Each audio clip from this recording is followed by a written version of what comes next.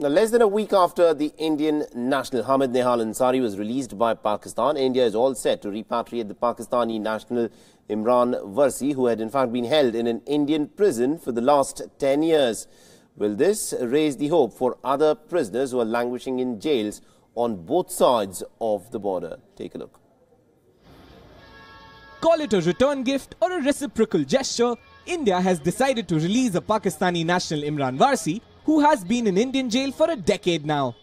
The release comes just a few days after Pakistan repatriated Hamid Nihal Ansari back to India after a 6-year-long captivity. Warsi came to India in 2004 on a valid Indian visa, and just like Hamid Nihal Ansari, who went to Pakistan in pursuit of love, Warsi too was in love with an Indian girl whom he married and had 2 kids with. Warsi was arrested in 2008 in Bhopal for having a fake passport after his valid Indian visa had expired. He was in Bhopal jail for 10 years and released in January 2018. Warsi, however, had to remain in jail for not being able to pay the fine. The Pakistan High Commission in New Delhi had also declined support to him by not paying the fine.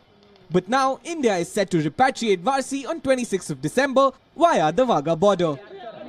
In contrast to Hamid Ansari's homecoming, which was rather emotional with him recalling the torture he was subjected to, Warsi is all praise for the Indian authorities. मैं India आया था, मेरे रिश्तेदार रहते हैं कलकत्ता में, तो मैं उधर आया, फिर मुझे एक लड़की से मोहब्बत हो गई, मैंने उससे शादी की, फिर मेरा वीज़ा ख़त्म हो गया था, और फिर मुझे मेरे अपने वालों ने ही उन्हें मैं कंप्लेन कर दी कि ये पाकिस्तान से आए, इनका वीज़ा ख़त्म हो गया है। उसमें फिर मुझे जेल हो गई थी 10 साल की। आज मुझे वो दिन मिला कि मैं जाके अपनी माँ से मिलूँगा, जो मैंने उम्मीद खो दी थी कि मैं कभी अपनी माँ से भी मिलूँगा।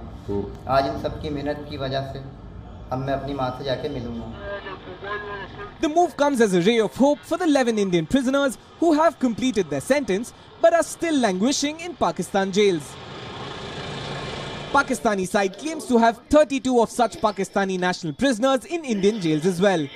In fact, it was a social activist who has been instrumental in Warsi's release by highlighting his case. कल एक खबर आई कि इमरान वारसी की वतन वापसी हो रही है। ये हम लोग के लिए खुशी की बात है और मैं सुषमा जी का बहुत शुक्रिया अदा करता हूं कि इमरान की उन्होंने बहुत ज़्यादा हेल्प की है और जिस तरह उन्होंने हामिद को बुलाया उसी तरह आज वो इमरान वारसी को उनके वतन भेज रही हैं।